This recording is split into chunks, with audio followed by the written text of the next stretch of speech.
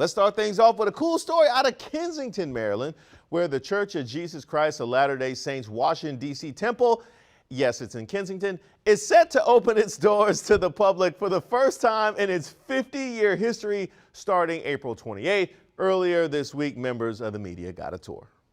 I think people are curious and they're interested to find out what we do. David Bednar is one of the 12 apostles or high-ranking elder here from Utah to help lead the tour for media before it opens up to the public. Our cameras were not allowed inside, but church leaders offered their own video. 7 stories of marble floors, vinyl or silk walls, gold finishes, paintings, and glasswork.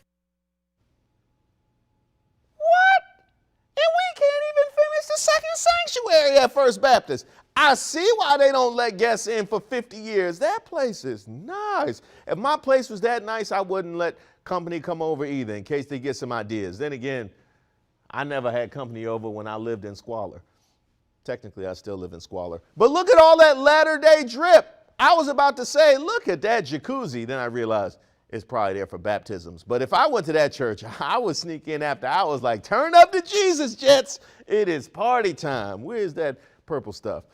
Marble floors, silk walls, gold finishes. This is the MTV Cribs of temples. Once again, yes, I see why they don't let people know they have nice things. Hey, mega churches, the bar has been raised. If your pastor sends the collection plate around a few extra times next Sunday, now you know why. Now I chose this next story because it's an important one, but we're still figuring out just how important. Some doctors argue it's time to stop calling low-grade prostate cancer cancer to reduce patient anxiety and overtreatment. New research finds patients with localized advanced prostate cancer may be able to avoid radiotherapy and its side effects. Now I trust the medical community.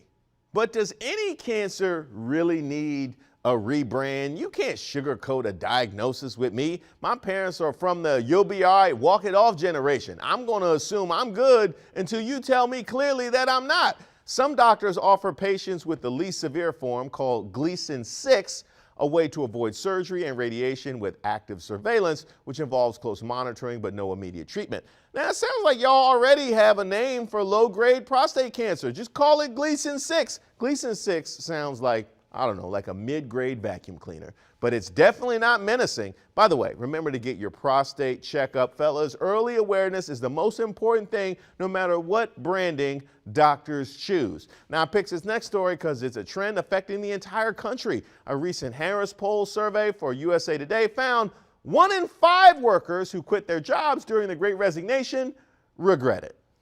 Many of us have done things that we regret, like skipping a trip, leaving a relationship, or walking away from a good job. A recent survey focuses on some of the 47 million people who quit their jobs during last year's so-called Great Resignation.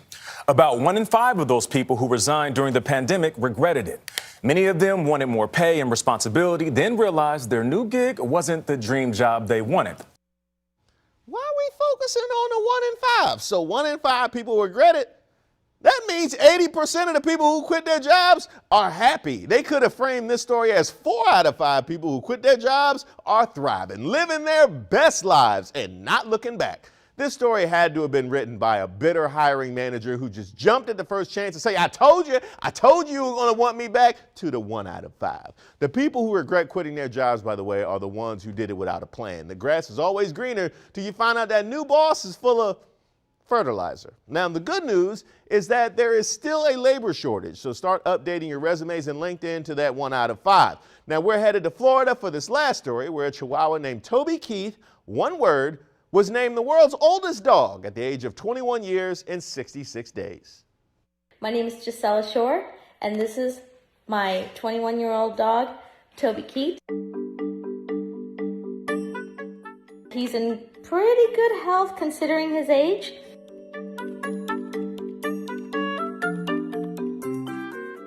And he does a lot of sleeping, but other than that, he's doing great.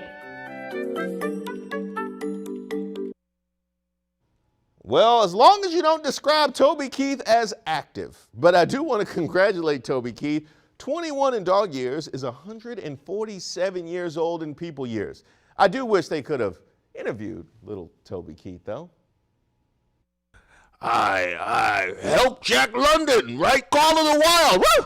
Went to obedience school with the original Lassie. I've outlived 4 different Benjis. 1, 2, 3, 4. I no longer howl at the moon howls at me. And when I die, bury me next to 2 lady dogs. 'Tis my final wish. Also in general proximity to DMX. Now, Aaliyah, you know what would have really set that off? The Black Lips, yeah, the Black Lips. I do want to congratulate Toby Keith. Keep on keeping on. By the way, my favorite story today, it's got to be your boy Toby Keith, the world's oldest dog. Now, I don't know any Toby Keith songs, which is why I referenced a 2 Chainz song instead. I mean, who's that man? He ain't worth missing. How do you like me now? Look, I want to talk about me. Maybe a whiskey girl with a red Solo cup with some beer for my horses and some wacky tobacco. All right, a little too late? Okay, now I'm done. But I bet now you wish I didn't know.